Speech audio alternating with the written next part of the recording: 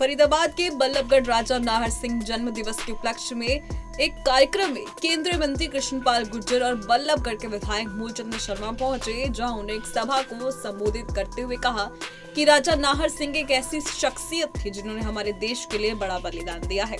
उन्होंने अंग्रेजों से लड़ाई लड़ते लड़ते अपना जीवन न्यौछावर कर दिया। तो वहीं वक्फ बिल पर भी बयान देते हुए कृष्णपाल गुर्जर ने बताया कि विपक्ष के लोगों का काम है विरोध करना, और आज तक वो वक्फ बोर्ड की तरफ से सिर्फ और सिर्फ अपनी दुकानदारी को सेधने का काम कर रहे थे। ये बिल देश के लिए आने वाले समय में कारगर साबित होगा। देखिए, आज आज़ादी के महान बलिदानी राजा नाहर सिंह की जयंती हर वर्ष की भांति यहाँ की संस्था में मनाई गई है और मैं अपने आप को बहुत गौरवान्वित महसूस करता हूँ कि ऐसे महापुरुष की जयंती में मुझे आने का मौका मिला, क्योंकि आने वाली पीढ़ियों को राजा नाहर सिंह जैसे बलिदानियों से ही प्रेरणा मिलती है, जिन्होंने आज़ादी की लड़ाई में अंग्रेज़ों से लड़कर भारत को स्वतंत्रता दिलाई। एक छोटी आयु में ही राजा नाहर सिंह देश को आज़ाद कराने के लिए शहीद हो गए। आज हम सारी फरीदाबाद के लोग उनकी जयंती मना रहे हैं, तो हमारे लिए बहुत गर्व का विषय है और मेरे लिए तो ख़ास तौर से बहुत आत्मविभोर का दिन है कि मुझे ऐसे महान पुरुष की जयंती में आने का मौका मिला है। और मैं धन्यवाद करना चाहूँगा हरियाणा की मनोहर सरकार का और बल्लभगढ़ के हमारे पूर्व मंत्री, वर्तमान के तीसरी बार विधायक भाई मूलचंद जी का, जिनके सहयोग से फरीदाबाद के 150 करोड़ की लागत से बन रहे स्टेडियम का नाम राजा नाहर सिंह के नाम पर रखा गया और यहाँ का जो उनका महल था उसको जीर्णोद्धार किया गया। चाहे रानी सती का द्वार है, चाहे राजा नाहर सिंह की 2 बड़ी प्रतिमाओं का निर्माण भी मूलचंद जी के सहयोग से यहाँ हुआ है और उस प्रांगण में वो लगाई गई हैं। इसलिए मैं इस राजा नाहर सिंह की जयंती पर तमाम देशवासियों को हार्दिक बधाई देता हूँ। देखिए, यहाँ पर संस्था ने मांग रखी है, उनकी इन भावनाओं को हम केंद्र तक महमूद पहुँचाएंगे।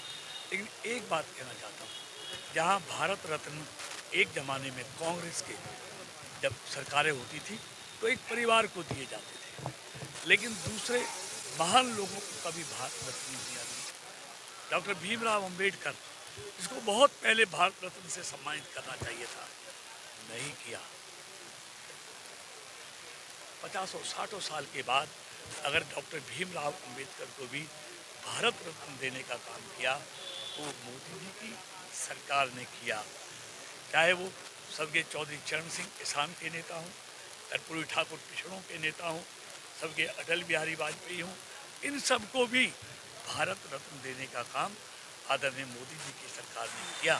तो यहाँ एक परिवार को नहीं, बड़ी बड़ी महान मूर्तियों को, सबको भारत रत्न देने का काम मोदी जी की सरकार ने किया है। और यहाँ से मांग आई है समाज की तरफ से और संस्था की तरफ से, उनकी मांग को हम ऊपर तक पहुँचाएंगे।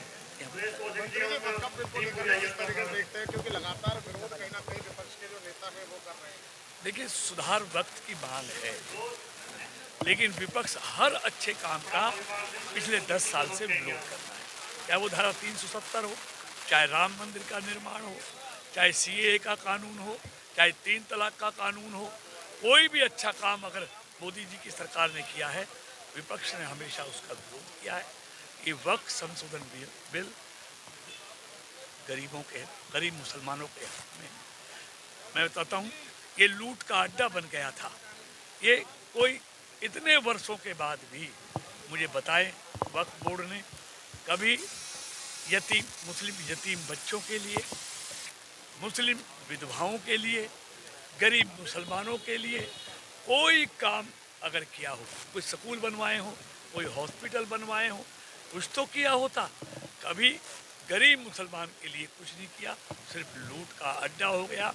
अब मोदी जी की सरकार ने उसमें सुधार किया है, उसमें कोई बदलाव नहीं है, सिर्फ मैनेजमेंट होगी उसमें, जो गरीब मुसलमानों को जिसका फ़ायदा होगा गरीब मुसलमान यतीम बच्चों को, मुस्लिम विधवाओं को, गरीब मुसलमानों को इस नए बिल के बाद बहुत फ़ायदा होने वाला है।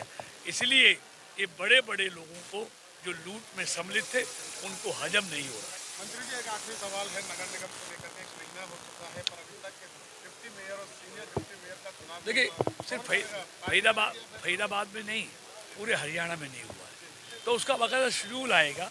अभी इनकी शपथ हुई है, अब शेड्यूल आएगा, तो जब आएगा तो समय पर सब कुछ चुनाव हो जाएंगे।